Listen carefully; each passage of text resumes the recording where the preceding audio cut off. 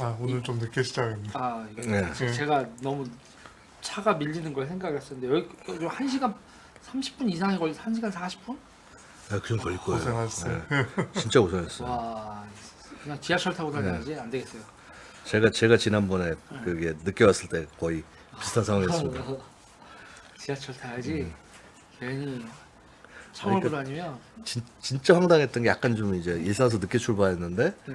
여기 도착이 어떻게 되냐면 5시 40분이라서 여유를 잡고 이제 계속 삶을 오고 있었는데 갑자기 시간이 딱 지나더니 6시 10분, 지금 많이 6시 20분, 들어오셨어요. 6시 40분. 쭉 들어오시네. 여러분 안녕하십니까. 안녕하십니까. 이주만이에요. 예, 이주마였습니다. 네, 저번 주에 연휴였고요. 예. 아, 저는 유재일이고요. 예, 양욱입니다. 네, 김봉수입니다. 예, 이제 그 사이에 우리가 사실은 좀 늦긴 했는데 이 얘기는 우리가 안보고 관련돼서 이 얘기를 안 할 수가 없어서 GP 예. 이게 우발적이냐 교준 사격이냐를 가지고 많은데 교수님 어떻게 보십니까? 뭐 우연이라는 게 네, 언제나 우연이 아닌 경우가 많죠. 그렇죠. 그다음에 우연인지 필연인지를 네. 저렇게 손쉽게 판단하는 거는 굉장히 좀 가벼운 일이다라고 말씀을 드리겠고요. 일단 이렇게 말씀드릴게요, 여러분. 그러니까 그쪽에 있는 한 약간 3개 정도의 적 GP에서 우리 GP까지 그 GP 개념을 설명을 안 해도 될까요? 설명해 주시면 예, 고맙죠. 예. 그러니까 여러분들 뭐 다 군대 갔다 오신 분도 있고 안 갔다 오신 분도 있고 해서 잘 아시겠지만 우리가 그 전방의 DMZ 그러니까 이 군사분계선 지역 쪽 보면은 GOP가 있고 GP가 있죠, 그렇죠? GOP는 그야말로 우리 철책선에 앞에 있는 이제 소위 이제 소초 일반 전초고 여기서 이제 소위 우리 각 뭐 소대 단위로 해가지고 해서 쭉 하면서 이 소위 철책선 걸어다니면서 이제 경계하고 하는 게 그쵸. 그게 이제 GOP고요. GOP고요. GP는 뭐냐 하면 자 이렇게 이 DMZ 이렇게 쫙 철책선이 있는데 간혹 뭔가 하나 가운데 안에 쑥 들어가서 요새처럼 들어가 있는 네. 소초가 있습니다. 이 전방에 들어가 있는 가미 소초가 있는데 이게 뭐냐 하면은 소위 이 DMZ 안 지역에서 침투를 하거나 뭐 하거나 할 때 이 GOP만 갖고는 잘 안 보이는 지역 있잖아요. 막 그렇죠. 산막이 막 돼 있으니까. 그래서 그 부분을 감시하기 위해서 사실은 이게 원래 정전협정상 들어가면 안 되는데 그냥 안에 만들어 놓은 겁니다. 네.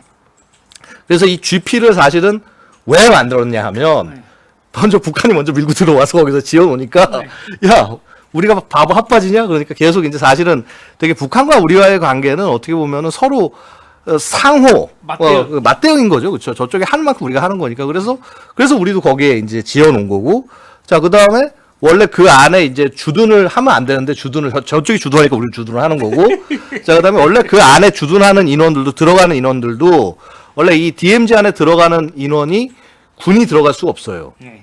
그러니까 이제 경찰 그래서 민정 경찰이라고 우리가 해서 그렇죠. 그렇게 해서 이제 검은 이렇게 막 완장 달고 그러고 들어가잖아요. 그러니까 사실 경찰권 행사를 하기 위해서 들어가는 거잖아요. 그렇죠?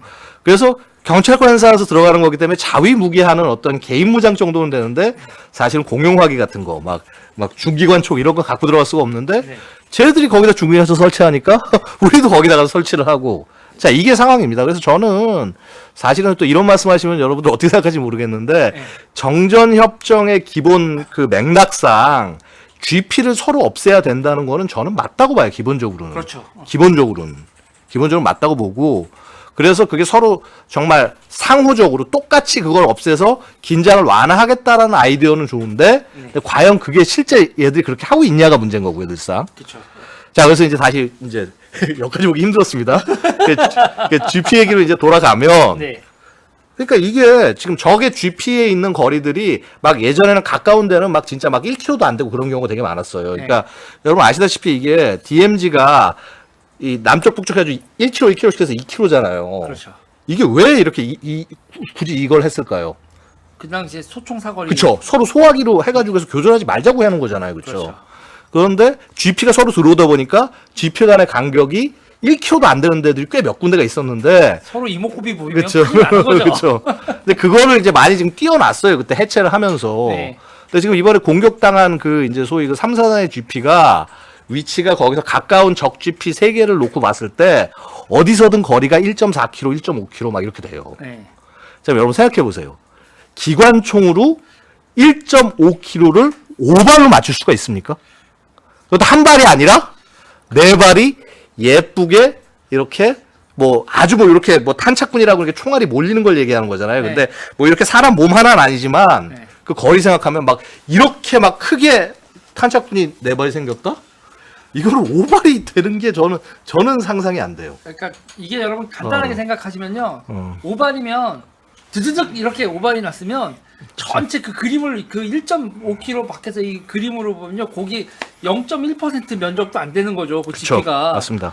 그러니까 말도 안 되는 확률로 오발이 난 거예요. 아니 근데 예를 들어서 이제 이런 건 있을 수가 있어요. 뭐냐면 이제 얘들이 기관총을 설치를 할 때 우리 이제 저거 하듯이 막 위에다가 이렇게 막 거치를 크게 막 삼각대를 세워놓고 이렇게 거치하는 거가 아니라 네. 아마도 얘들이 우리를 공격을 묘하게 하기 위해서 네. 이렇게 호식으로 밑에 이렇게 네. 우리 파놓고 이제 벙커식으로 파놓고 거기에 이제 삼각대를 거치하고 네. 그러고 이제 쏴스가 있어. 그럼 어떻게 되냐면 구멍은 크지 않을 거예요. 항상 이렇게 조준된 예. 준조정된 그렇죠. 상태. 어느 정도 준 조준이 된 상태에서 그다음에 상박대가 딱 있으면 뭐 군대 갔다 오시면 아시겠지만 이 상박대 무게가 엄청나지 않습니까? 거기에다가 이 또 총이 흔들리지 말라고 한 번 또 걸 수가 있어요. 그렇죠. 근데 그렇게 걸린다고 하더라도 네. 이게 오발이 되면요 절대로 그렇게 모일 수가 없어요. 이게 1km 넘어가서가. 네. 그래서 그냥 여러 가지 하여튼 사정을 감안하더라도 이번 거는 좀 뭔가 이렇게 얘기가 좀 그 설명이 맞지 않는다. 좀 답답한 겁니다. 저는 왜냐하면요. 지금 사실 3, 4단 대응 못했다고 되게 난리가 아니었잖아요. 뭐 20분이 걸렸네 어쨌네. 근데 사실 3, 4단 되게 잘했어요. 네. 사실은 잘했습니다. 이게 왜 그러냐면은요. 네. 지금 이게 만약에 북한의 이 도발이 의도된 도발이라고 한다면은요. 네. 이거는 정말 똑똑한 도발이에요.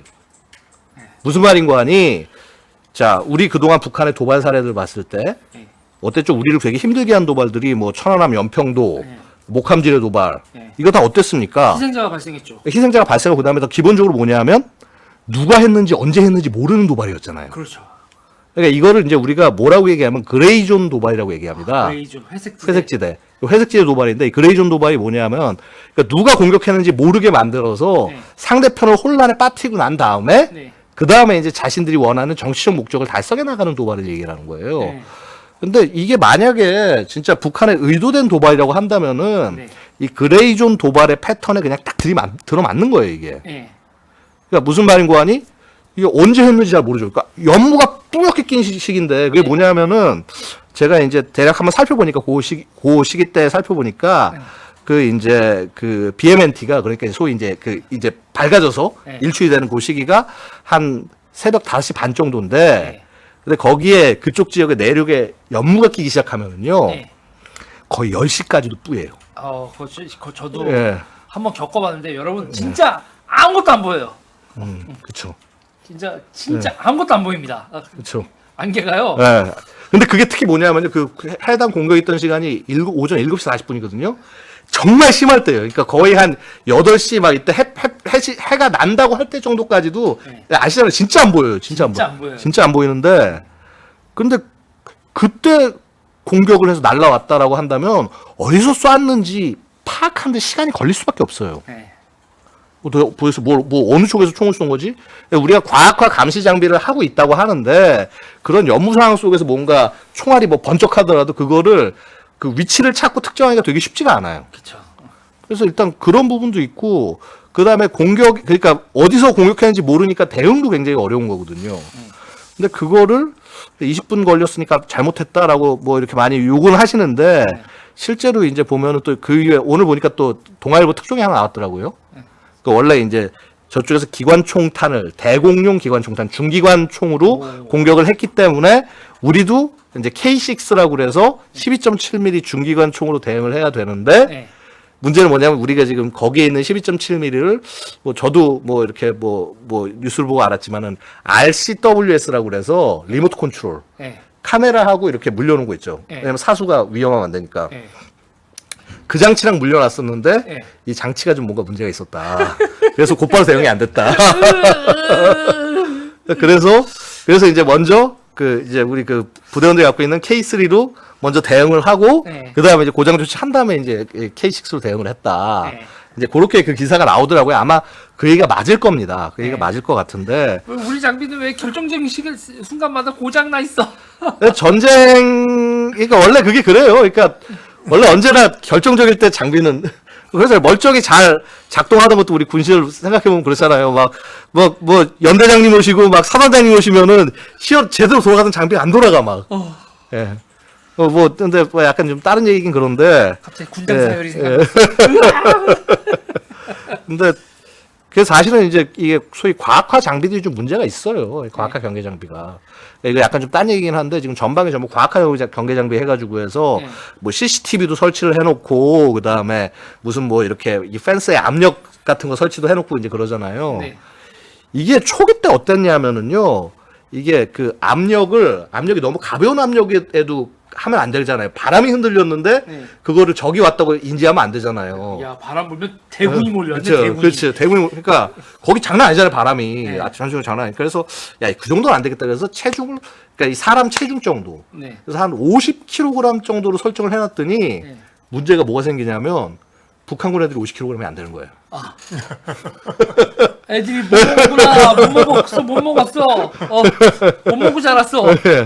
그 다음에 또 뭐냐면 이렇게 이 철책이 서 있는데 이렇게 봉인대가 있잖아요. 그래서 네. 지지하는데 네.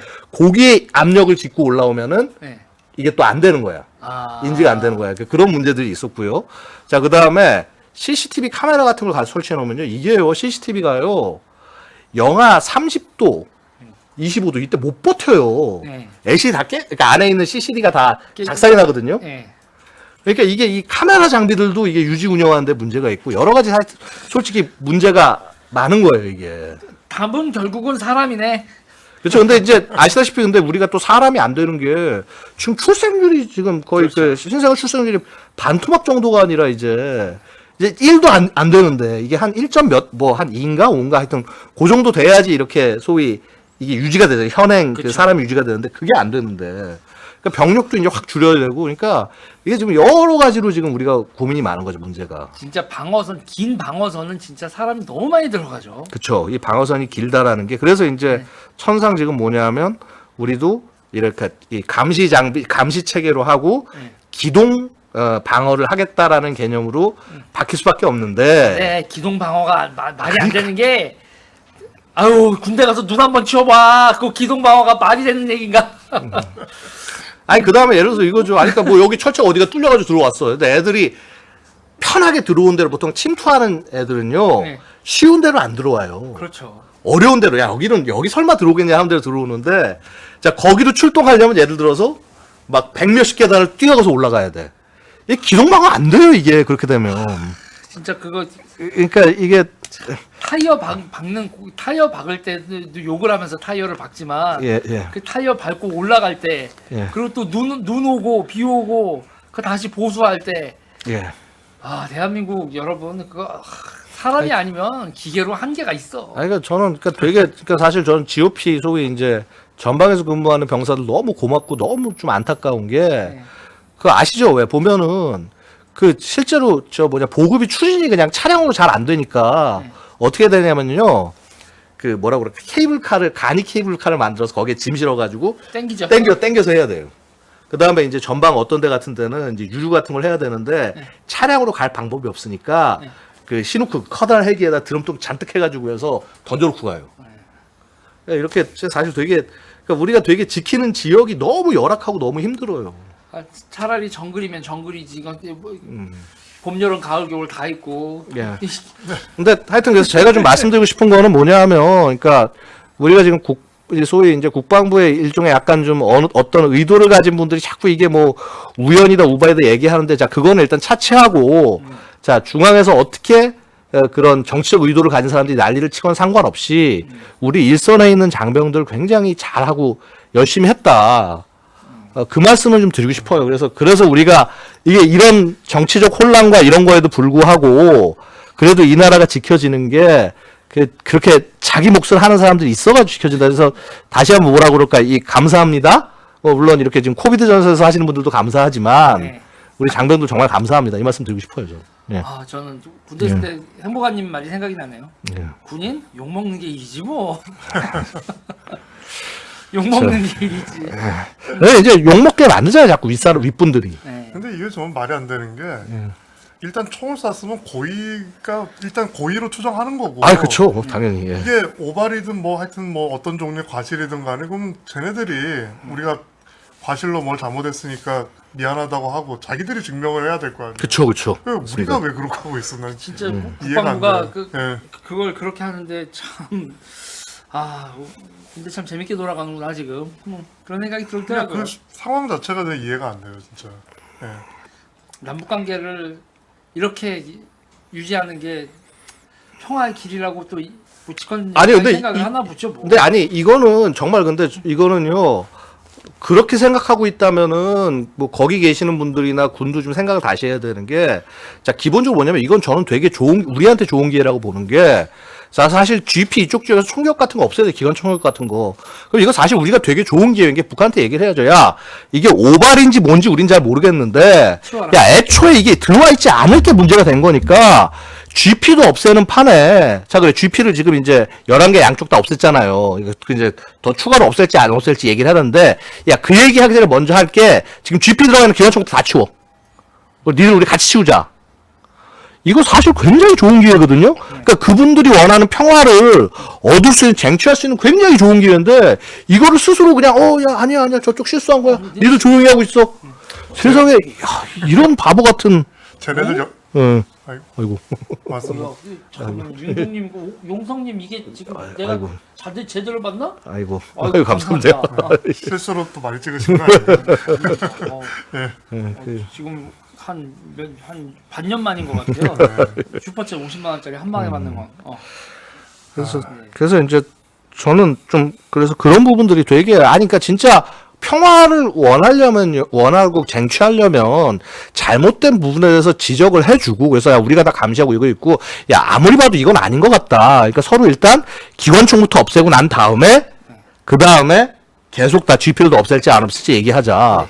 이게 너무 터진다. 아이고. 따가워. 예 조금 뒤로 뺄까요? 예. 그러니까 너 이게 그래야지 정상인데 그걸 못하니까 너무 안타까운 거예요 이게. 그래서 혹시 쟤네들 열받게 하려고 실수라고 얘기한 거 아닌가요? 자기들은 고의로 쐈는데 우리가 애써 야 아니야 이건 오발이야 뭐 이런 식으로. 너 지금 나 따기 때린 거야? 손바닥이 너무 달콤해. 뭐 이런 건가? 그러니까 저는 이제 쟤네들이 뭔가 메시지를 전하려고 그러는데 애써 무시하는 그런 건가? 그렇죠. 뭐 저는 그 레드 라인의 높은 벽을 다시 실감했습니다.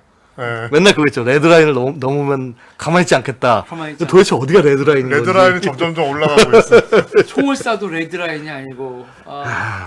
그러니까- 너 잘못 쏜 거지? 알았어. 아니, 우리 그리고 GP의 총알이 바뀌어도 잘못 제일 쏜 웃긴 해명이 사거리 밖이라서 뭐 어쩌고 하는 말 있잖아요. 그거 완전 헛소리였거든요. 아니 걔들이 쏴가지고 맞았잖아 벽에. 그러면 사거리 안에 있는 거잖아. 아니 게다가 사거리 밖이라는 것도 완전히 잘못된 얘기인 게 네. 이게 14.5mm 탄이요. 탄 자체가 그게 이제 뭐냐면 이 총이 무슨 총이냐면은요. 왜 그 저 누구냐 고사총 장성택이 이제 저거 했던 처형했다는 그 고사총인데 근데 그 고사총은 이제 사신 총열이에요. 총을 4개를 묶어서 그 트레일러에다 연결해가지고 쏘는 건데 그렇게는 못 갖고 들어오거든요. GP에 추진도 안 돼요. 그걸 들고 들어올 수도 없고 나중에 서로 문제가 돼서 뭔가 했을 때 더 큰 문제가 돼요. 그래서 어떻게 했냐면 그 중에 총을 하나를 떼다가 4개 중에 4개 중에 하나를 떼다가 그 마치 우리 기관총 캐리버 50 K6 쏘듯이 그렇게 이제 그 삼각대에다 거치해 놓은 걸 거예요.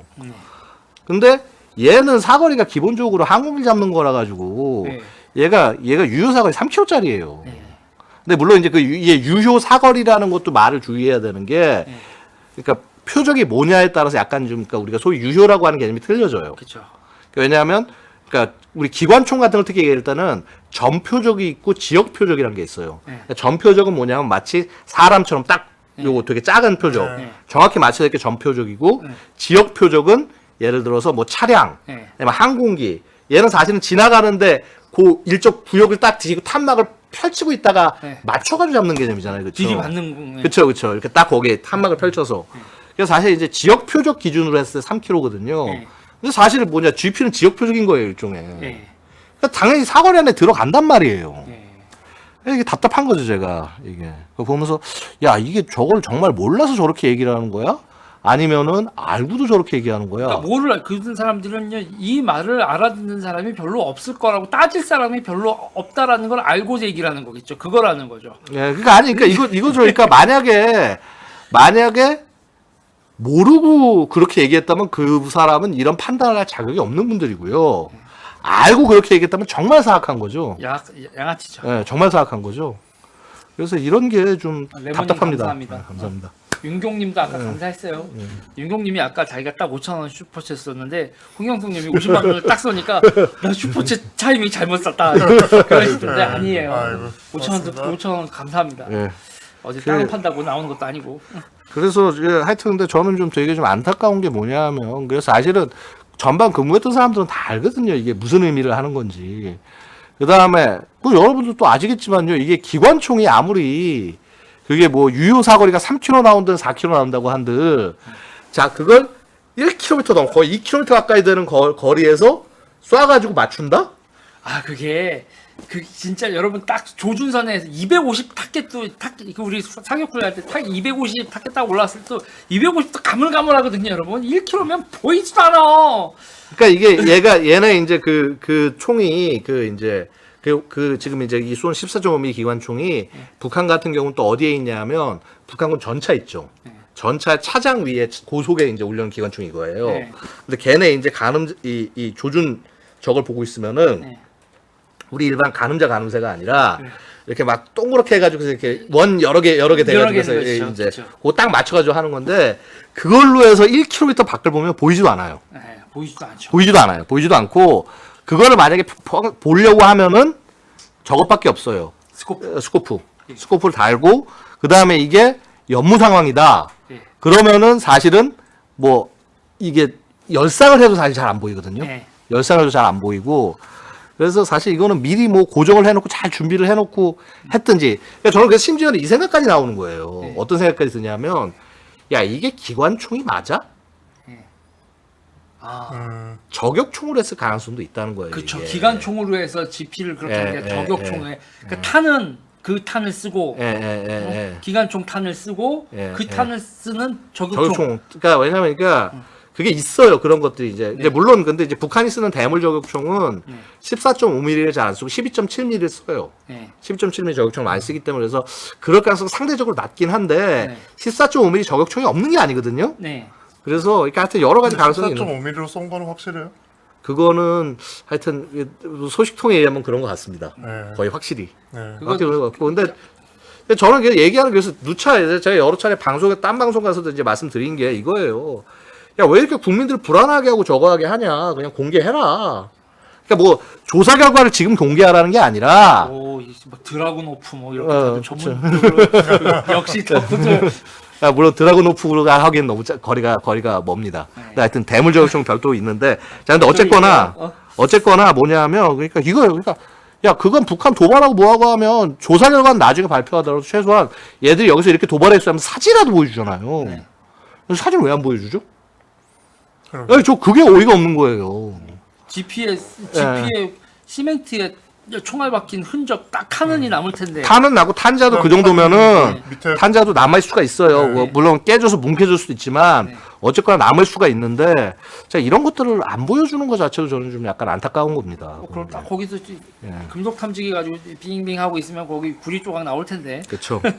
그다음에 아까 보니까 약간 저 지진 말씀하시는 것 같던데. 네. 예. 아까 북한 쪽 네, 강원도에서 맞아요. 예. 자연 지진이라고 얘기 나오는데 또 핵실험이라고 막 그거는 여러분 아직 좀 기다려 보죠. 예. 그거를 일단은 지금 지진이 감지가 된 게 지금 몇 분 됐는데 예. 그게 자연 지진인지 핵실험인지를 예. 바로 판단을 한다? 뭐 근데 이제 일단 이제 이런 거 있습니다. 핵실험인지 아닌지 여부를 판단하는 데 있어서 그러니까 이게 보통 진도가 몇이냐에 따라서 네. 그 폭탄의 파괴력 같은 게 나와요. 네. 그래서 이제 보통 근데 이제 진도가 이제 한 그러니까 4점 한 뭐 몇 이상 거의 이 정도 돼야지 네. 의미가 있는 핵폭발이라고 볼 수 있고요. 네. 그러니까 진도가 4 이하일 경우에는 네. 이게 본격적인 핵 폭발 실험으로 볼 수는 없습니다. 네. 그러니까 되려 4.0이던데. 4.0 정도, 네. 4.0 정도 된다고 하더라도 그게 예전에 북한이 이제 초기에 네. 그 대규모가 아니라 되게 소규모로 실험했을 때 네. 4점 몇 정도 나온 적이 있었어요. 그 2차 핵실험이었나? 네, 네. 그때 정도가 그랬었는데 모르겠습니다. 뭔가 또 새로운 걸 할 수도 있겠죠. 근데 일단은 뭐 제가 볼 때 조금 좀 요건 지켜보고 그리고 말씀하는 게 아까 강원도 이런 지역에 나왔는데 북한이 그 핵실험하는 위치가 평안북도 뭐 이런 그쵸. 쪽에다가 식수오염이나 이런 거에 대한 것도 배려를 네. 하기 때문에요. 뭐 걔네들이 또 만들 돈이 있었다? 글쎄요, 아닐 거야. 근데 이제 예를 들어서 이런 걸 수는 있죠. 이제 뭐 하여튼 그 몇 년 전에 했었던 어떤 그 어떤 핵 실험의 여파나 이런 거 같은 것들이 뭐 솔직히 지금 가능성이 그렇게 높진 않지만은 뭐 어떤 형식으로든 이 지질에 영향을 미칠 수는 있겠죠. 근데 뭐 일단 핵 실험으로 보기는 너무 좀 아직은 좀 이르지 않나 생각이 듭니다. 아까 저보고 장교 출신이라고 물어보신 분이 한 분 있는데 그렇지 않습니다. 병입니다 그냥. 저는 되려 뭐그 군에 관한 연구나 이런 것들은 이제 되려 제대한 이후에 더 뭐 열심히 그렇죠. 했습니다. 지금 북한이 그 참 우라늄 광산에서부터 시작해서 일단 몇 개들 폐쇄를 했다고 했는데 다시 핵실험을 재개한다 그러면 이게 지금 난리가 나겠죠. 만약에 네. 북한이 핵실험을 다시 이거 미국하고의 모든 대화 다 원점으로 돌아가는 거고 그러면 미국이 협상을 이런 식으로 뒤통수 치면 미국은 협상을 이제 포기할 거고 지금 북한 입장에서는 뭐 제가 뭐 함부로 뭐 이렇게 뭐 관측을 하긴 좀 그런데 지금 이제 어떤 식으로든 상황을 좀 안정적으로 끌고 갈 필요는 있어요. 그러니까 협상을 하고 저걸 하더라도 그래서 여태까지 뭐 어떤 이 뭐 탄도미사일 발사 같은 것들 큰 거, 그러니까 중거리 이상을 안 한 것도 사실은 일종의 상황을 좀 관리하고 유리하게 끌고 가려는 데 있거든요. 그래서 뭐 아직은 좀 그 시기는 아닌 것 같다. 근데 지금 사실은 이제 지난번 핵실험까지 해서 6차 핵실험까지 해서 필요한 건 사실 다 끝났다고 보시면 돼요. 그러니까 이미 수소탄까지 사실 지난번에 했기 때문에 필요한 건 다 했는데 뭐 그럼에도 불구하고 뭐 조금 더 소형화를 한다거나 뭐 이런 거에 대한 가능성들은 전술핵 가능성들이 있기 때문에 뭐 그런 부분들을 좀 이렇게 주의할 필요가 있을 것 같습니다. 그러니까 앞으로 북한 핵실험이 앞으로 전혀 없다, 있을 수 없다 이런 식으로 바라보는 것도 약간 좀 너무 성급한 거죠. 근데 일단 지켜보죠, 여러분. 지켜보고 일단 이게 지진 강도, 위치, 기타 등등에서 아닐 거라고 보는데 아닐 것 같긴 한데. 근데 뭐 하여튼 왜냐면 이제 며칠 내로 다 나오지 않나요? 이게 어떤 핵실험하면 또 뭐 검출이 그렇죠. 이제 되고. 핵종 같은 것들을 보통 탐지를 또 해가지고 해서 이제 공기 중에 이런 것도 통해서 뭐 어떤 종의 핵실험을 했는지 이런 것들 탐지를 할 수가 있으니까 조금만 보시죠. 기다려 보시죠. 조금만 보시고. 발표한 게 얼마나 됐다고. 그래서 하여튼 여러분 그리고 오늘 그 교수님 이 GP 관련돼서 얘기 다 하신 뭐 정리 뭐 좀 하죠. 중요한 얘기를 안 했어요. 그것도 왜 한 거예요, 북한이? GP도 근데 이게 뭐냐면요. 그러니까 여태까지 되게 좀 재밌는 게 북한의 어떤 그런 도발 패턴들이요. 되게 뭐냐면 김정은이 장기 유고가 된다거나 이러고 난 다음에는 꼭 뭔가 하나씩은 있었어요. 그러니까 뭐냐면 이게 여러 가지 차원인데 분석의 틀도 여러 가지겠지만은 통상 이제 이렇게 김정은이 유고됐다라고 해서 해외에서 난리 난 거를 북한 내부에서도 모를 수가 없거든요. 요새는 핸드폰 다 들고 있으니까. 요새는 알 수가 있기 때문에 그래서 그런 내부의 상황을 관리하는 차원에서도 한번 이렇게 쫙 해가지고 해서 긴장 한번 올릴 수도 있고. 자, 그다음에 사실은 뭐냐면 이게 맥락을 좀 봐야 되는 게 북한이라는 나라의 현재 맥락을 보고 있으면요. 굉장히 사실 지금 어려운 상황인데 자, 일단 김정은 유고설이었다. 이거는 차치하고요. 경제적으로 너무 힘든 게 지금 북한도 코비드 상황이잖아요. 코로나 바이러스 상황인데 자, 그러면 어떻죠? 코로나 바이러스가 되면은 북한도 대규모로 인력이 모여서 하는 작업을 못 해요. 근데 대규모로 인력이 하는 작업이 지금 북한이 필요한 게 핵심적인 게 있습니다. 북한이란 나라가 경제로 봤을 때 어떤 국가라고 볼 수 있죠? 농경국가죠. 그렇죠. 농경국가죠. 농경국가에서 제일 중요한 게 뭡니까? 일단 봄철에 모내기. 모내기가 이유는 지금 모내기가 제대로 안 되고 있다는 첩보가 있어요. 모내기가 제대로 안 돼서 그래서 결국 뭐냐면 한 가을 정도 넘어가면은 식량난 같은 게 있을 수가 있지 않겠냐라는 얘기들이 지금 나오고 있고요. 우리는 뭐를 다 그게 기계로. 기계로 나왔는데 걔네들은 아직도 빨랫줄 걸고 이거 하나? 뭐 하여튼 뭐 그럴 겁니다. 그 다음에 이제 또 플러스 뭐냐면 자 그래서요 하나 보실 게 김정은이 복귀 무대를 어디로 삼았죠? 어디서 복귀를 했죠? 그러니까 소위 장기 유거라고 알려졌는데 네. 다시 언론 앞에 나오는데 어디서 했죠? 청산 비료공장. 비료공장이죠, 그렇죠? 비료공장. 비료공장이 의미하는 게 뭐겠어요? 그러니까 야 어쨌거나 농업 생산이나 이거에 대해서 나는 이렇게 신경 쓰고 있어. 걱정하지 마. 하면서 뭐 걱정하지 만지는 모르겠지만 일종의 나중에 포석일 수도 있죠. 사실 뭐냐면 비료공장 이거는 처음에 그러니까 중공식에 온 거지만 착공할 때도 가서 김정은이 보면서 굉장히 나름 기울이는 곳이에요. 굉장히 그러니까 농업적으로 중요한 농업 국가이기 때문에 이게 굉장히 중요한 시기거든요. 그러니까 결국 뭐냐면 이게 경제 행보인데 이런 경제 행보가 있은 뒤에 도발이 있다? 그럼 약간 경제적으로 뭔가 좀 내놔라는 거와 청구서. 연결될 가능성이 좀 있지 않냐. 그렇겠네요. 일단은 예. 하면 이쪽에서 연락이 가야 되고 연락 받은 다음에 야 그러면 우리가 뭐 이게 이제 앓는 소리를 또 우리가 여기서 어떤 분이 그러시네요. 예. 감자 심으라고. 자, 그래서 뭐 어쨌거나 하여튼 약간 그런 여러 가지 그러니까 보통 이거예요. 만약에 김정은의 이 복귀 메시지가 탄도 미사일이었다면 이건 국제사회를 향한 얘기가 되는 건데요. 네. 그게 아니라 만약에 이게 이번 게 의도적인 도발이었다면은 DMZ에서 일어나는 건 우리를 향한 메시지거든요. 이건 그쵸. 해외와 상관없이. 그래서 왜냐하면 해외는 지금 뭐 러시아도 그렇고 지금 중국도 그렇고 지금 자기들도 코로나 바이러스 때문에 정신없어요. 못 도와줘요. 그러니까 미국 당연히 이런 데서는 지금 막 뭐 북한에 뭐 인도적 지원하자 이것도 지금 거부하는 판이고. 그러니까 한번 니들 뭐 좀 해봐. 라고 굉장히 직접적 메시지를 보내는 게 아니냐. 쌀 보내달라는 얘기. 식량 보내달라는 얘기. 참네. 그래서 뭐 일단 저는 그렇게 분석을 했습니다. 되게 그런 것 같아요. 예. 우리를 향한 메시지. 예. 그러면서 이 자식들이 니네는 빠져 그러더니 맨날 미국하고 왔대요. 이건 북미 간의 미국과 자기네들의 관계지. 니네 중간에서 뭐 이상한 짓 하지만 빠져 그러더니 결국 또 궁하면 맨날 우리 찾는구나. 그렇죠. 이 새끼들. 자 오늘의 또 원래 이제 메인 타이틀이 여기 있어. 이 총기 개발의 역사. 네. 우리나라가 총 얘기를. 총 전문가님. 저번에 이제 예. 얘기하다가 이제 우리가 예.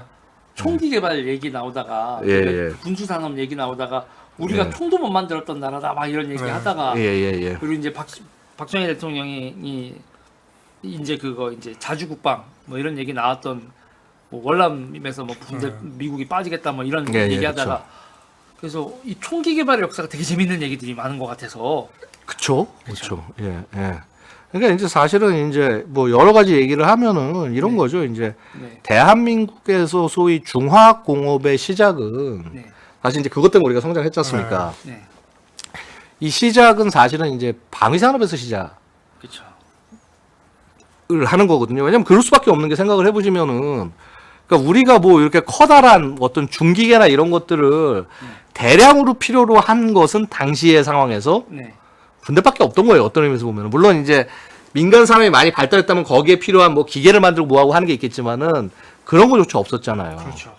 근데 그래서 사실 어떻게 보면 이 중화학 공업의 시작 중에 하나가 그러니까 미국에서 1968년도에 군사원조를 받거든요. 네. 군사원조를 받으면서 그게 이제 왜 그러냐 하면 네. 이제 소위 이제 닉슨 뭐 빠져나가네 어쩌네 그러면서 이제 한국 우리는 야 우리 월남전 갔으니까 내놔 대가 내놔 네. 그런 과정에서 이제 소위 군사원조를 받는데 그러면서 우리가 제일 처음에 한 게 박정희 대통령이 제일 처음에 한 게 M16이라는 미국의 당시의 최신 소총을 국내에서 네. 생산하게 공장을 지어달라. 위탁 생산이요. 라이센스. 라이센스 면허 생산이죠. 네. 근데 이게 조건이 어땠냐면은 그러니까 그 이제 이 M16은 당시에 콜트라는 회사에서 만들고 있었어요. 여러분 콜트 아시죠? 왜? 네, 권총 네. 191 권총 유명한. 그래서 그 이전에는 원래 예전에는 그 뭐 싱글 액션함이라고 그래서 이게 뭐냐 이게 6혈 포인트 이거 네. 돌아가서 네. 라운드. 원래 이 콜트라는 회사가 미국에서도 군대내에서 장사를 하면서 굉장히 성장한 회사예요. 원래 M16도 이 콜트가 처음에 만든 게 아니라 아말라이트라는 조그만 회사가 만들었는데 콜트가 딱 사든 거야. 야, 어차피 니들 그 물량 감당 못해. 우리가 정부 장사 잘하니까 야 팔아. 그래서 그거 가지고 이제 한 건데. 그래서 그 생산권 이제 생산을 할 수 있게 하면서 조건이 뭐였냐면, 그러니까 모든 부품을 다 대한민국 안에서 만들 수 있게 다 줘. 그래서 미국에 있는 콜트 공장에 있는 그 모든 기계와 제품과 설비를 다 그대로 여기다 복제를 하는 게 였어요. 근데 그럼 이게 뭐냐면요. 그야말로 그 공장을 거쳐 나오면은 총 한 자료가 다 나온 거예요. 외부 공장에 뭐 맡기고 뭐하고 할 거 없이. 예. 근데 그때까지만 해도 우리나라가 그런 식의 라인 공정을 제대로 해본 적이 없는 거죠. 거기다 정밀공업, 나름 정밀이죠. 정밀이죠. 그 수준에서. 자, 근데 그러면은 뭐가 필요하겠습니까? 자, 사람. 노동자. 예. 그래서 그런 숙련공을 만들기 위해서 제가 이걸 그런 숙련공을 키워내야 된다고 해서 나온 게 금호공고. 공고. 예, 그리고 그 금호공고가 사실은 이 중화 그 발전하고 하는데 굉장히 사실 중요한 견인차가 된 거지 않습니까? 그렇죠? 그렇죠. 여러분 그래서- 총열이 삐뚤어지면 총알이 잘못 나가니까. 그래서 이제 그런 과정이었는데 자 근데 이제 물론 그거는 이제 그 차후의 얘기고요. 네. 이게 73년인가 74년인가 하여튼 이게 공장이 완료가 되고 75년부터가 생산이 되는데 75년부터 생각. 예, 근데 이제 그 이전 그 사이에 비는 기간이 있을 거 아니에요. 네. 그 기간 동안에 이제 어떤 일이 있었냐면 그 여러분 ADD라고 혹시 아십니까? ADD요? 예. 국방과학연구소. 네, 국방과학연구소. 국방과학연구소. 그래서 이 ADD가 1970년도에 생겨요. 아. 이제 뭐냐 하면은 소위 그러니까 정말 그러니까 이 방위 산업 같은 걸 해야 되는 이게 엄청나게 기술이 필요하고 이게 브레인이 필요한데 민간에서 못 하거든요, 당시에. 네. 우리나라 뭐 국내 무슨 뭐 대기업이 당시에 있는 것도 아니고. 네. 그러니까 무기 개발을 해야 되는데 개발할 인재가 없는 거예요. 그래서 AD를 만들어 가지고 거기다 진짜 대한민국의 최고의 인재들을 다 모읍니다. 긁어 모읍니다. 긁어 모았는데 임무가 아직 본격적으로 안 주어졌어요. 솔직히 뭘 시작해야 될지 잘 모르겠고. 네. 근데 이게 1971년도 11월에 네. 갑자기 박정희 대통령이 ADD에다가 폭탄을 던집니다. 뭐냐 하면 11월에 딱 뭐라고 던지냐면 야 정말. 올해 12월 20일까지 네. 그러니까 거의 한 달 반도 안 남은 거죠. 12월 20일까지 기존에 지금 우리 군이 쓰고 있는 총을 그대로 한번 니들이 만들어 와봐. 근데 그때 우리가 썼던 총이 뭐냐 하면 6.25 전쟁 때 칼비? 받았던 그 칼빈, M1. M1 게런드, 그쵸? 왜? 그 우리 그 뭐 영화 무슨 뭐 라이언 일병구야 같은 많이 영화에 보면 많이 나온 거 있잖아요. 네. 그것들을 주로 쓰고 있었어요. 네. 7.62mm인가요? 그러니까 7.7mm 인가? 그러니까 정확히는 이제 네. 그 308, 그 저거 해가지고 해서 3006탄이라고 그래서 네. 그러니까 거의 그 7.6mm가 비슷해요. 지금 네. 7.6mm가 비슷한 탄인데 그거 쓰는 게 있고 카빈은 이제 39경이라고 그래서 네. 좀 더 짧은 거 쓰고 이제 저거 쓰고 하는데 네. 근데 이제 얘를 만들려고 지시가 내려온 거야. 네. 근데 사실은 이제 있는 총을 그대로 베끼는 거잖아요, 그게. 네. 근데 쉬울 것 같지만 이게 절대 안 쉬워요. 왜냐하면 네. 그거를 도면을 갖다 주고 나서 그 세세한 도면 갖고 이걸 만들려고 하면 만드는데 당시에 제대로 된 도면도 없었어요. 일명 역 엔지니어링을 해야 그렇죠. 그러니까 거기서 이제 리버스 엔지니어 야 이거 되게 쉬운 거니까 기본 중에 기본이 총이니까 야 니들 능력이 되는지 안 되는지 총으로 한번 해봐. 던져주는 겁니다. 뺑이를 굴리는 거군요. 던져주는데 딱 받아놓고 이제 황당한 거죠. 왜냐면 이분들이 분명히 막 브레인이긴 한데 자기들이 절삭하고 이런 거에 전문가는 아니잖아요. 그렇죠.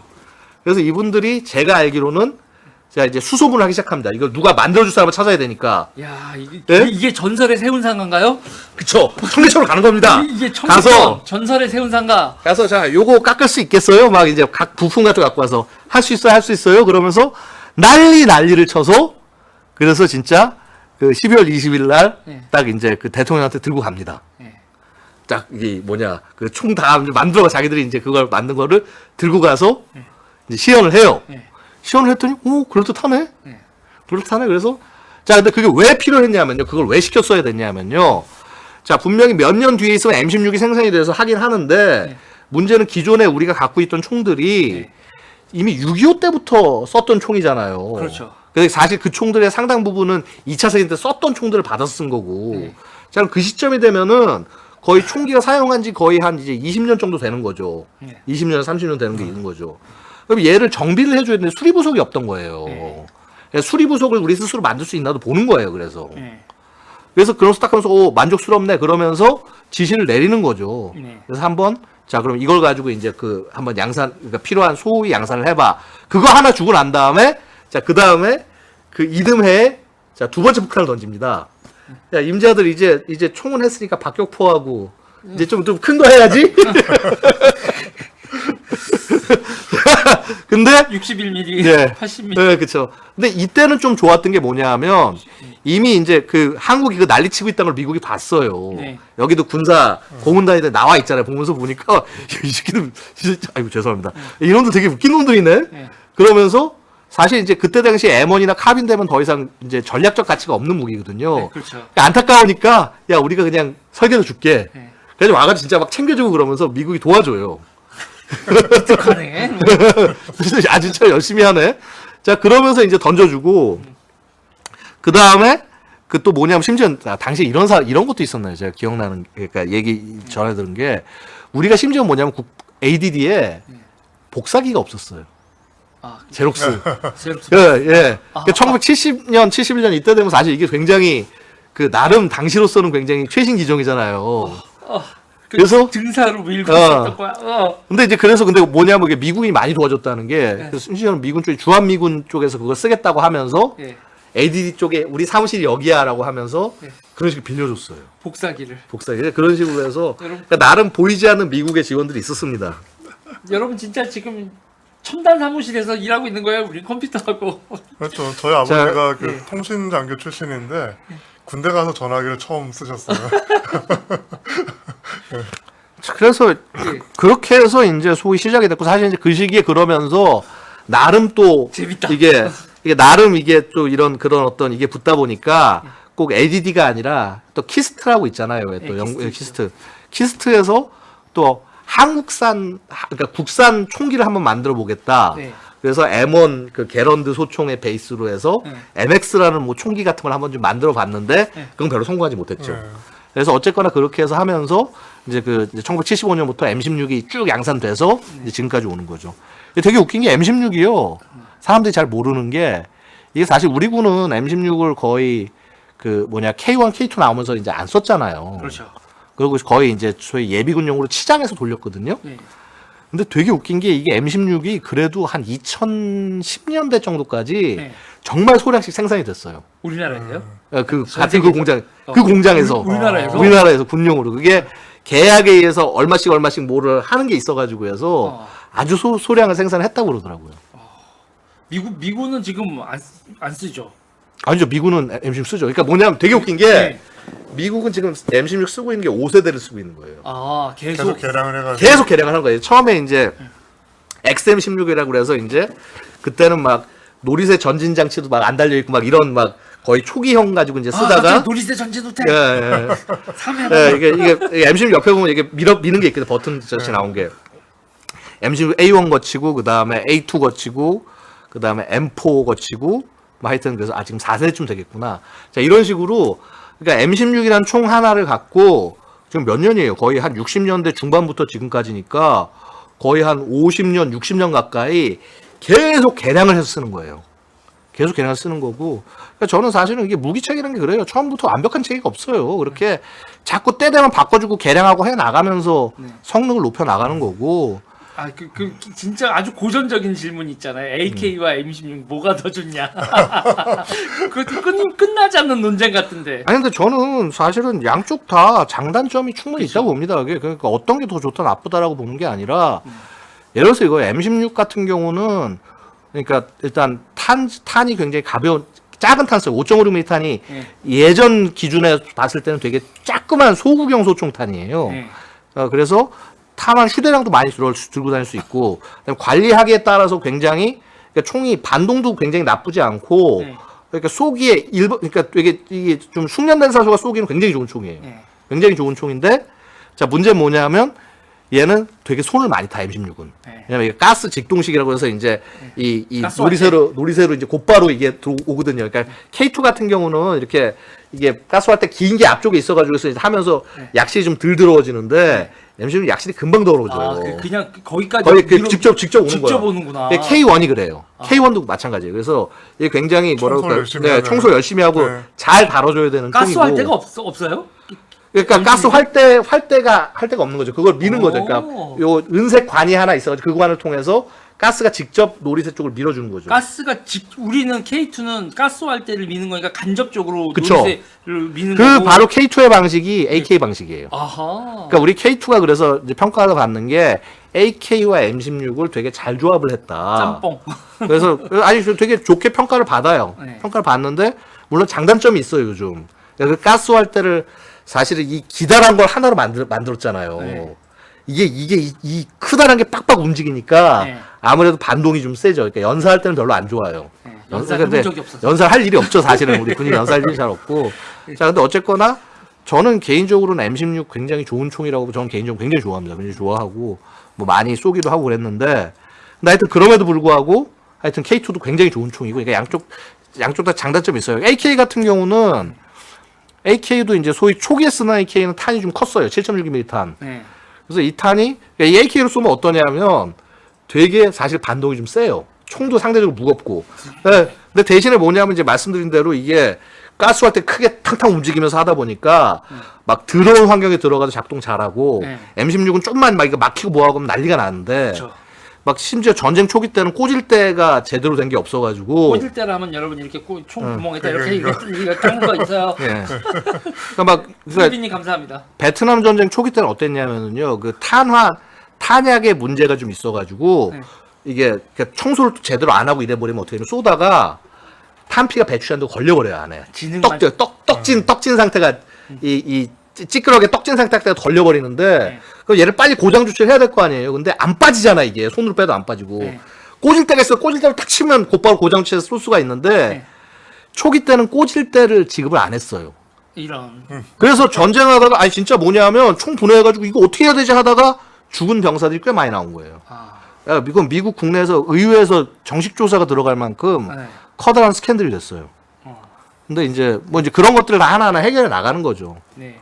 근데 하여튼 뭐 그런 부분이 있는데 그래서 AK가 분명히 오염이 안 되고 되게 좋긴 한데 반동이 좀 크고 총도 상대적으로 조금 무겁고요. M16에 비해서 많이 무겁고 그 다음에 초탄은 잘 들어가요. 초탄은 잘 들어가는데 예, 연사가 되기 시작하면은 거의 뭐 그냥 온몸에 힘을 꽉 들고 들어도 좀 저가기가 쉽지 않죠. 그래서 이제 한 두세 발 따닥 끌어 쏴도 맞추기가 생각처럼 쉽지가 않습니다. 지금 여러분 한국에서 드문 AK를 쏴보신 분. 아예 뭐 그런 AK는 제가 뭐 사실은 뭐 이제 밖에 나와서 제가 일할 때 이제 그 예전에 보안 일할 때 좀 많이 썼었는데 근데 하여튼 뭐 그렇습니다. AK는 굉장히 좋은 총이었는데 뭐 안 맞는다고 그러는데 네. 전혀 되게 초탄 정말 잘 맞습니다.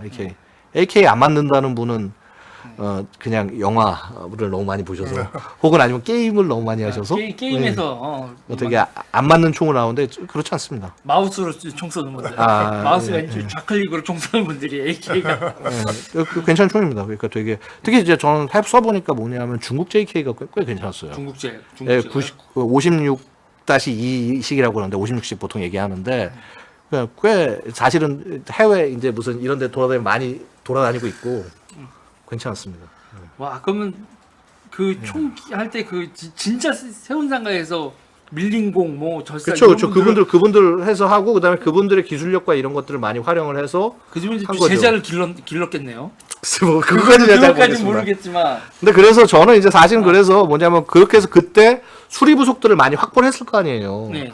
그 수리 부속이 확보된 것들이 군에서 쓰이다가 이제 예비군으로 치장이 되고 자 그래서 우리 이제 아마 우리 대표님도 예비군 할 때 카빈 쏘셨죠? 카빈 쐈죠. 네, 카빈 쏘고 M16 쏘고. M16 쏘고 이제 저도 근데 네. 카빈 쏘는데 쏘다 보면은 가끔 막 어떤 거는 막 저거죠. 그러니까 쏠 때마다 장전을 해야죠, 그렇죠? 네. 저격총이죠. 근데 그게 뭐냐면 그 스프링이 아마도 네. 그때 그 번개 사업 때 이제 교체해가지고 한 그거다 보니까 예. 아무래도 퀄리티가 그것도 오래 갈 수가 없고 40년, 50년. 예. 그러니까 그 70년대 1970년대 네. 이제 한 그런 거니까 저는 그런 게 아니었나 네. 뭐 그런 생각이 좀 들더라고요. 진짜 총 얘기 나오니까 진짜 남자의 로망. 왜 이렇게 남자들은 총을 좋아할까? 글쎄요, 뭐 모르겠습니다. 본능. 본능이에요. 네. 본능이. 근데 사실은 뭐 총이 좀 위험하죠. 위험하고 그다음에 사실 그래서 되게 안전주의해야 되고요. 근데 그게 아직도 기억이 나네. 아까 놀이새 나오는데 놀이새란 말이 딱 들리자마자 누리세 후퇴 전진 뭐 그러고 노이즈 호텔 보정, 그리고 약실 이상 뭐 약실 확인. 맨 처음에 군대 갔을 때 약실이 네. 뭔지 몰라서 아, 그냥 입으로만 약실하지 약실 뭐 그러고 이렇게 보라니까 이렇게 눈으로 하는데 하는 척 따라하는 예. 척하고 그렇죠. 아 거기 저게 총알 딱 이제 있는 곳이 약실이구나를 그걸 했다니까 나중에 알았다니까요. 저는 공익법무관 출신이라서 아니 그래도 그 훈련소는 다 훈련소하고 봤어요. 예비군. 예. 예. 예. 예. 아니 뭐 그래도 총 종류별로 다 써보긴 했어요. 그러니까 그 그렇죠. 훈련할 때는 이제 예. K2였던 것 예, 같기도 하고 K2, 예, 그다음에 카빈하고 M16 예. 예비군. 진짜 격렬한 배움의 결과다 진짜. 예. 아, 죽전 군대 가서 제일 놀랐던 게 면접에 사격 훈련하는데 바둑알을 가져오는 거예요. 아 그렇죠. 아, 뭐 위에 올려놓고 그 여자분들은 모르시고 남자분들은 다 할 거야. 그 바둑알 딱 올려놓고 숨 참고 해서 여러분 그 바둑알이 떨어뜨리잖아요. 그러면 뛰어야 돼. 아, 근데 그거 뭐 진짜 그렇게 진동 안 되게 쏠 기회가 있겠어요. 천장하면. 아니 근데 이제 저는 뭐냐면요. 아니 근데 가장 기본적인 게 뭐냐면 우리가 뭘 하든지 가장 기본 스킬이란 게 있잖아요. 근데 군인의 기본 스킬은 사격이거든요. 네. 누가 뭐래도 사격이 기본 중에 기본이 사격이고 그다음에 사실은 그러니까 총만큼은 좀 자기가 자유자재로 다닐 수 있게 해주는 게 군인을 키워내는 건데 그러니까 저는 개인적으로 굉장히 안타까운 게 우리 예비군령 갔을 때도 그렇잖아요. 보면은 막 저는 언젠가는 가서 보니까 아 저 때는 없었구나. 그냥 어쨌거나 막 총을 무조건 막 거기 거치시켜놓고 막 뭐 문제가 있고 하면은 아 충분히 기능고장 내가 할 수 있는데 그럼 무조건 손 들고 막 이러고 있어가지고 사람 부르고 저거 해야 되고 사고 날까봐 이제 뭐. 사고 날까봐. 예. 그러니까 뭐 요즘은 이제 보니까 지난번에 한번 예비군 사건에서 약간 정신 이상한 사람이 여러 쏴 죽이고 네. 이제 한 적 있잖아요. 그 이후로 아예 모르겠습니다. 지금 묶어놓는다고 그러던데 네. 총을. 아니 전쟁 나면 누가 뭐 거치대가 거치할 수 있는 사격대가 있는 것도 아니고 거기에 누가 물려놓고 쏘는 것도 아니고. 그러니까 좀 이런 것들이 되게 좀 안타깝죠. 그 다음에 기본적으로 뭐냐면은요. 사실 저는 사격은요 누구나 다 잘할 수 있어요. 네. 정말 제가 정말 특히 이제 우리 권총을 잘 못 쏘겠다 얘기하시는데 약간 제가 좀 이러면 너무 과장된 얘기 같아. 제가 누가 저한테 한 2시간 정도만 주시고 그 다음에 한 탄환을 제가 이분한테 한 100발 정도만 쏘게 해드리면은요. 네. 그러면 거의 확실하게 몸에 어느 정도는 붙게 만들어 드릴 수가 있어요. 딱 그냥 100발 정도만 갖고도. 근데 뭐냐면요. 그런 교육의 기회가 없는 거예요, 우리가. 네. 사격 교육이나 이런 것 같은 것들이 네. 제대로 그러니까 원리를 이해하고 가르쳐 주면은 네. 다 잘해요. 대한민국 얼마나 똑똑한데 사람들. 근데 사격 들어가면 딱 이렇게 사격 딱 해서 이렇게 하려고 했을 때 가장 중요한 건 탄피 잊어버리면 안 된다는 거. 이게 딱 가서 딱 쏘고 나서 내 총알이 어디를 박혔냐가 집중이 하는 게 탄피가 어디 갔나. 탄피 잘 들어갔나? 옆으로 새지 않았나? 아니 그러니까 기본적으로 뭐냐면요. 그러니까 소총을 쏴도 뭐 애들한테 막 못 쏜다 뭐 만발 안 나온다 난리 칠 게 아니라 연습할 시간을 많이 줘야 될 거 아니에요. 네. 근데 뭐냐면 맨날 다 아시잖아요. 여기 안 겪어본 분들 계세요? 맨날 사격장 가서 하다가 뭐 탄피 하나 못 찾으면 난리가 나는 거예요. 그때부터 막 그거 찾을 때까지 교육훈련 다 중단되고 그럼 교육훈련을 하려고 이걸 하는지 탄피 숫자를 세려고 이걸 하는지 모르는 거예요. 아, 저는 미군 애들 놀란 게 걔네들 탄피 흘리고 다니던데요? 아니 그러니까 요즘에는 그 영상을 다 활용하면 될 것 같다는 생각이 들어요. 그러니까 탄피를 줍지 말고 총 쏘는 거를 동영상을 찍어 놓으면은 얘가 탄을 몇 개를 받았는데 쏘면은 몇 개가 몇 발을 쐈다는 게 맞으면은 탄피를 줄 필요가 없잖아. 그렇죠. 그러니까 탄피를 확인한다는 거는 혹시 실탄을 누가 그렇죠. 해서 이제 훔칠까 봐 그걸로 그러는 건데. 자살을 하거나 누굴 죽이거나 네. 이제 이럴까봐 이제 그런 건데. 그러니까 저는 이제 우리 장비가 많이 발전을 했으니까 딱 총 쏘는데 동영상 촬영 딱 해놓고 몇 발 딱 세가지고 그걸 탄피 없어진 경우에 그걸로 확인한다. 그럼 그냥 근데 가면 되잖아. 그게 좋은데 근데 네. 문제는요. 예를 들어서 뭐 중대 사격을 한다. 예. 뭐 소대 사격을 한다. 네. 중대는 안 되겠구나. 소대 사격을 한다 해서 그거를 뭐 30명 가까이 되는 30몇 명 가까이 되는 인원들을 하나하나 보고 하고 하는 거가 그것도 또 누군가 해야 되잖아요. 그러니까 다 지 걸로 그날은 휴대폰 주고 지거 지가 찍으라고. 아, 근데 아니, 그게 휴대폰을 왜냐면 안 이제 찍으라나? 그 현장에서 그러니까 왜냐면 네. 그 짧은 시간에 그 현장에서 그 탄수를 저걸 확인하고 예. 그 문제가 없는 걸 해야 되기 때문에 그러니까 이제 말씀하신 대로 그러니까 뭔가 그게 기술적으로 발전이 글쎄요. 되면은 예. 될 수 있는데 그게 안 되는 거죠. 그럴 수도 그러니까 있을 것 같아. 예. 그러니까 저는 되게 안타까운 게 뭐냐면 그런 거예요. 기본적으로 뭐냐면 모든 운동이 마찬가지인 게 우리가 뭐 이제 나이 드신 분 골프 치시는 분도 있고 저는 골프 안 쳐서 잘 모르겠는데 제일 중요한 건 머슬 메모리거든요. 그렇죠. 내 근육이 기억하는 거. 근육이 기억하는 건데 근육이 기억하려면은 이 행위를 반복적으로 해야 돼요.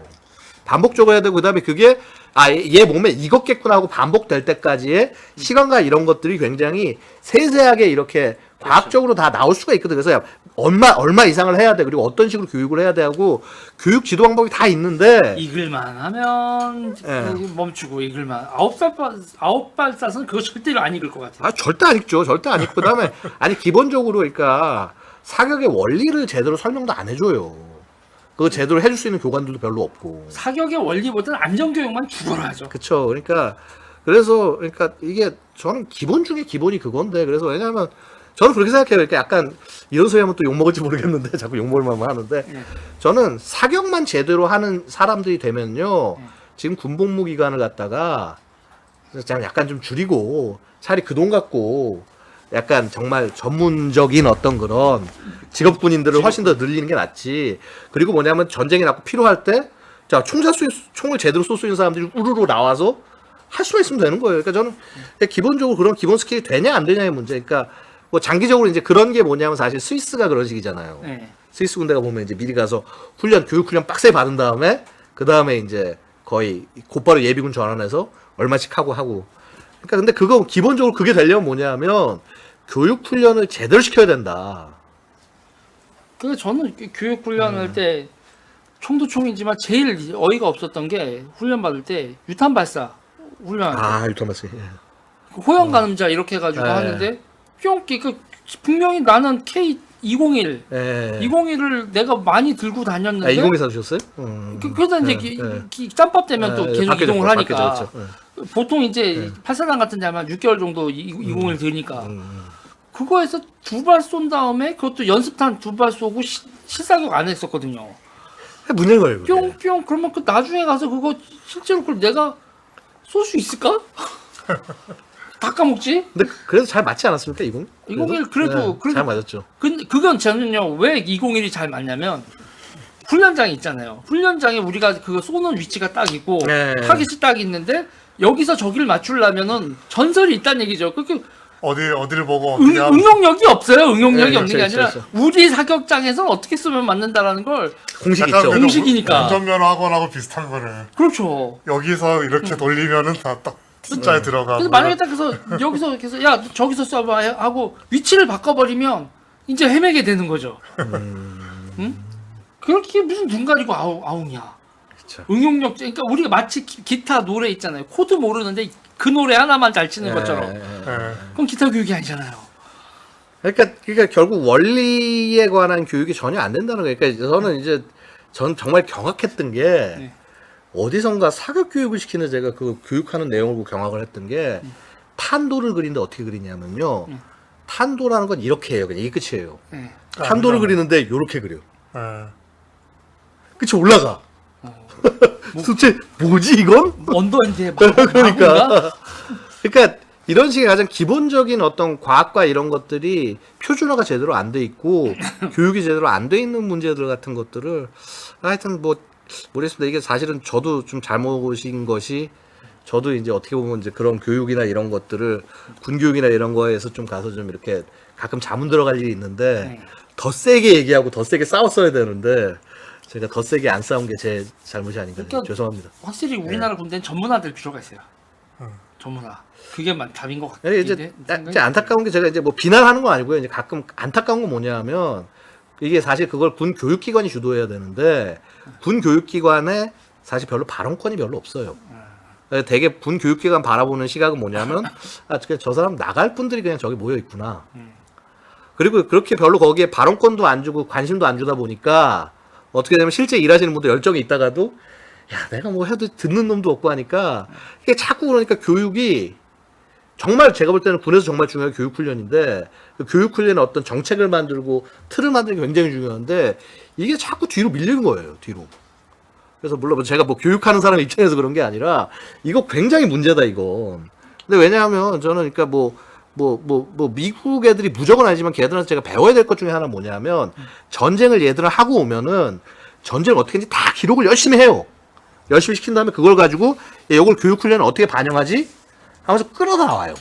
이게 사실은 되게 중요한 거거든요. 참, 지금 생각해보니까 다, 군대에서 훈련받을 때 생각을 다 그랬네요.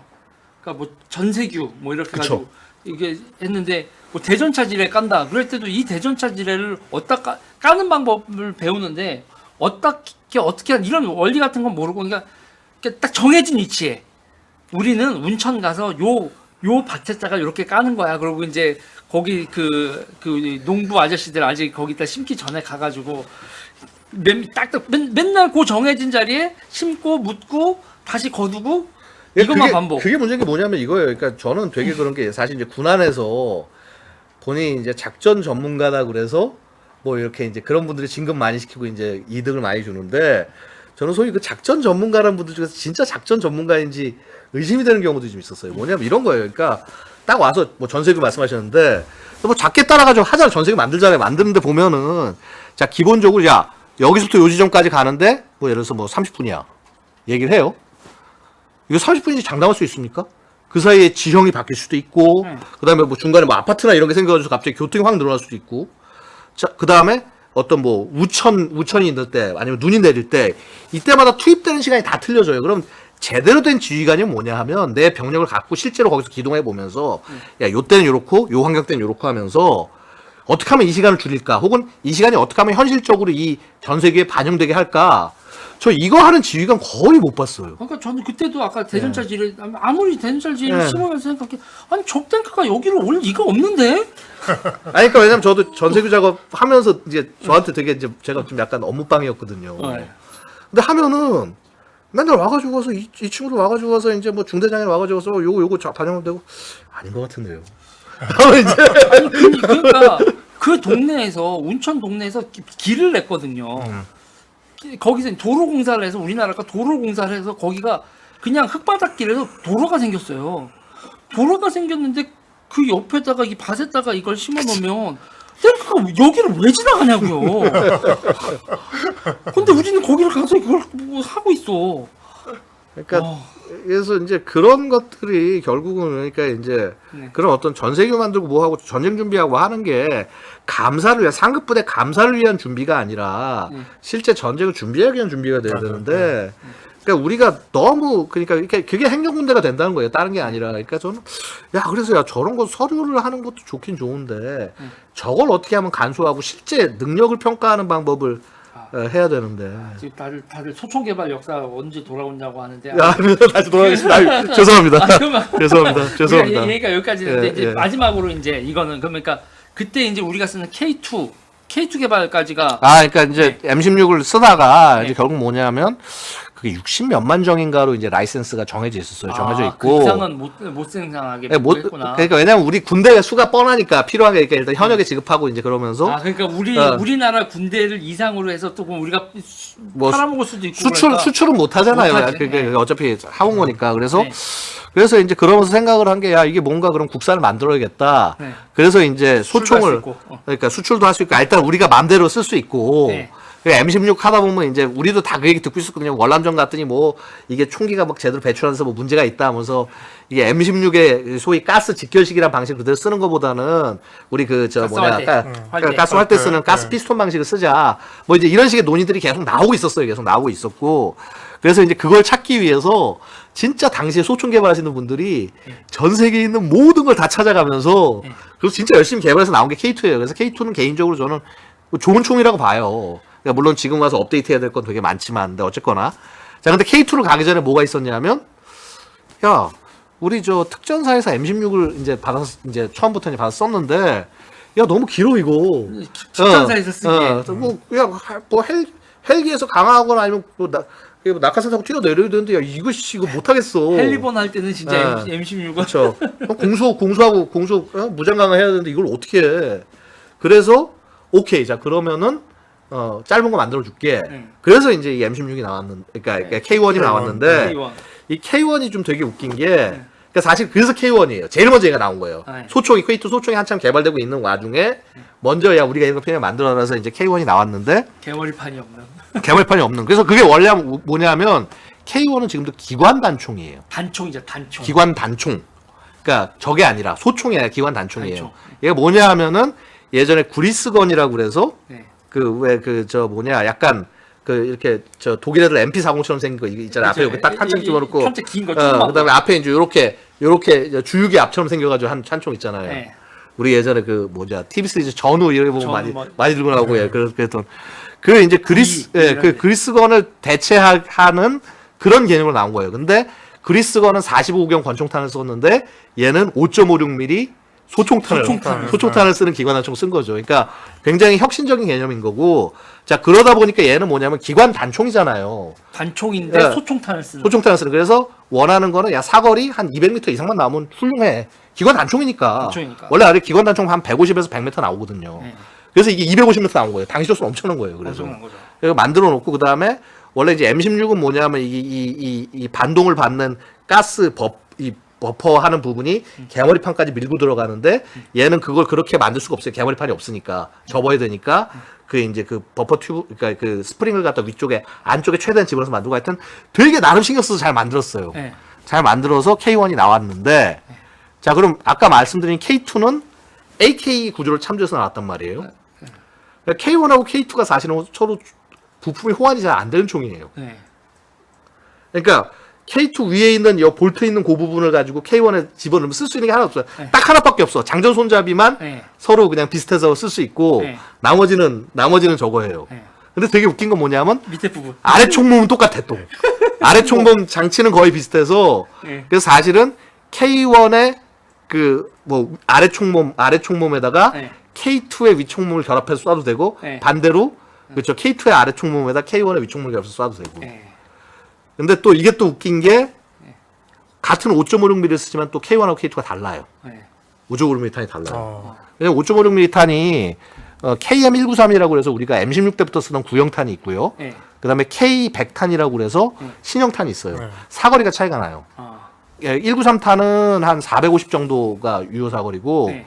K100탄은 600m 정도까지 나와요. 네. 그러니까 차이가 나죠. 근데 문제는 뭐냐면 K1에는 K100탄을 못 쓰게 돼 있어. 그래요? 그러니까 예전에 나온 저거니까. 네. 그다음에 K2에는 K100탄을 쓸 수가 있어. 네. 그러니까 이게 문제가 뭐냐면 그럼 일선부대에서 K1과 K2를 운영하려면은 네. 같은 5.56mm 탄이면 두 종류 탄을 보유해야 되거나 네. 아니면은 그 K1에 쓰는 거 K1과 같이 쓰기 위해서 기존의 K2에 쓰던 탄을 다운그레이드 쓸 수밖에 없는 이런 상황이 된 거예요. 그래서 제가 이거 갖고 거의 한 10년 전 정도부터 계속 이거 바꿔야 되는 거 아닙니까? 막 제가 이제 기자할 때 막 기사 쓰기도 하고 막. 지금 그 나중에 다운그레이드 탄을 쓰고 있는 거군요. 아니 근데 그거 최근에 바뀌었어요. 최근에 바뀌었어요. 최근에 이제 드디어 K1 총열을 K100탄 쓸 수 있는 총열로 집어넣어서 그래서 이제 그 K1의 사거리가 이전에는 250이었는데 지금 거의 400m까지 돼요. 400m까지. 야. 그래서- 기간 단총이라고 부르기에는 그렇죠. 이미 이제 기관 단총 단계 넘어선 거죠. 이제 소위 카빈 소총, 네. 기병총 이제 그런 정도 수준까지, 그러니까 미국 애들 M4 카빈 정도 수준까지 100%는 아니지만 해서 어느 정도 올라간 거죠. 그러니까 이런 식으로 그러니까 뭐 여러 가지가 있는데 이제 뭐 지금 뭐 얘기가 수습이 안 되네. 얘기하실 게 너무 많구나. 얘기할 게 너무 많은데 뭐 일단 네. 정리 이 정도 하고요. 근데 네. K2 사실 굉장히 좋은 총이고 중간에 한번 지금 뭐 이렇게 레일 장착하고 뭐 이런 식으로 해가지고 현대화를 한번 하기는 했는데 지금 우리 육군도 고민이 많아요. 왜냐하면 여러분 아시다시피 K11이라는 네. 새로운 총, 그쵸 복합 소총이라고 그래서 왜 네. 무슨 뭐 스마트 총, 네. 뭐 스마트 탄 발사하는 총, 네. 뭐 근데 그게 완전 사실 실패였거든요. 그 사업은. 네. 왜냐면 유탄이 20 써서 아시잖아요. 네. 40mm 유탄 써도 그 파괴력이 사실은 네. 그렇게 뭐 살상방격이 있긴 있지만 생각처럼 그렇게 크지 않잖아요. 두두두두 쏘지 않는 이상. 그렇죠. 두두 쏠 때 한 방 딱 쏘서 빵 터졌을 때 한 5m 정도, 네. 10m 정도, 그 정도 5m 정도 안에서야 어느 정도 좀 피해가 있고 한 10m 정도 됐을 때 피해가 살짝 있을까 말까인데 20mm는 진짜 장난이거든요 이게. 위에서 빵 공중폭발탄이라고 하는데 빵 터졌을 때 그냥 뭐 바로 밑에 있는 사람 헬멧 정도는 터지는데 조금만 한 1mm만 벗어나면은 네. 이게 별로 효과가 없어요. 아이 귀 아파. 그러니까 제압이 안 되는 거예요. 제압이. 그러니까 그래서 분명히 유탄인데 유탄이 그 지역을 제압하려고 쓰는 탄이잖아요. 네. 그러니까 총은 연락이 비싸지. 네. 근데 위력은 안 나오지. 그게 K1이요. K11이요. 무겁잖아요 또 그거. 무겁기도 하고 그게 아마 제가 기억이 좀 가물가물한데 그게 1,600만 원짜리 총이었을 거예요. 네. 총한 자루가. K2가 43만 원. 우리 때 근데 그게 이제 손망실 때 예, 손망실표가 있었기 때문에 난 손망실표 가격을 손망실표상 가격 43만 원으로 근데 기억하고 요즘은 이제 그게 한 110만 원, 120만 원, 그 정도까지 올라갔습니다. 20년도 더 넘은 그쵸, 얘기니까. 한참 근데 그때 양산 가격이고 그거는. 그때 이제 K4가 제일 비쌌어요. 우리 부대에 있는 두두두두 유탄 그 화기중대에 있는 두두두두. 이게 뭐가 하여튼 장비가 너무 복잡하게 뭘 많이 넣으면 안 좋아지는 것 같아요. 보면. 그러니까 뭐냐면 그러니까 저는 이거예요. 그러니까 우리가 첨단 기능을 추구하는 건 좋은데 그 기능이 현실적으로 이렇게 딱 적용이 돼서 쓰려면은 상당한 기능의 적응 기간이 필요하거든요. 근데 그러니까 물론 개발하시는 분들 욕심이 자꾸 생기니까 야, 이거 있으면 다 해결할 수 있어 얘기를 하는데 이게 실전에서 이게 잘 이게 증명이 되기까지는 함부로 쓸 수가 없는 거예요 이게. 총은 기본적으로 막 다뤄야 돼. 막 다뤘을 때 막 다뤄도 기능에 문제가 없는 게 총이 기본 같아요. 그쵸 기본이기도 하고 근데 하여튼 여러 가지 것들이 많이 있는데 저는 하여튼 그냥 그래요. 그러니까 지금 우리 육군이 굉장히 많이 고민을 하고 있고 고민 안 하는 거 아니다. 근데 이제 최근 내서야 고민이 좀 더 커졌죠. 왜냐하면 이제 병력이 확 줄어드는데 자 K11 그 뭐 복합소총 미래형 복합소총이랑 사업은 물 건너가고 야 그럼 이제 뭘로 애들 무장시켜야 되지? 그러니까 분대 하나의 전투력이 과연 옛날보다 올라갔나? 아니거든요. 그래서 이제 그걸 위해서 지금 뭔가 하여튼 연구를 하고 있고 지금 새로운 방안을 내고 있는데 저도 뭐 그 연구에 일부 좀 도와드렸는데 여기서 말씀을 못 드리고 하여튼 뭔가 이제 육군에서도 좀 좋은 성과를 뭐 일단 내려고 지금 그 실무하시는 분들은 되게 네. 노력하고 있습니다. 네, 여러분 재밌죠? 난 되게 재밌는데. 이게 뭐또 좋아하시는 분들 좋아하고 싫어하는 분들은 야 또 무슨 이상한 못 알아듣는 얘기하냐. 아니 싫어하는 사람들은 딴 거 보면 되니까. 알겠습니다. 네, 여러분 재밌으셨나요? 오늘은 진짜 양옥 교수님이 진짜 고생 많이 하신 것 아유 같습니다. 아닙니다. 저는 진짜 꿀잼이었습니다. 네. 네, 오늘 여기까지 하고요, 여러분. 감사합니다. 지금까지 유재일이었고요. 예, 양욱이었습니다. 네, 김동수였습니다. 여러분 안녕. 안녕히 계십시오. 네.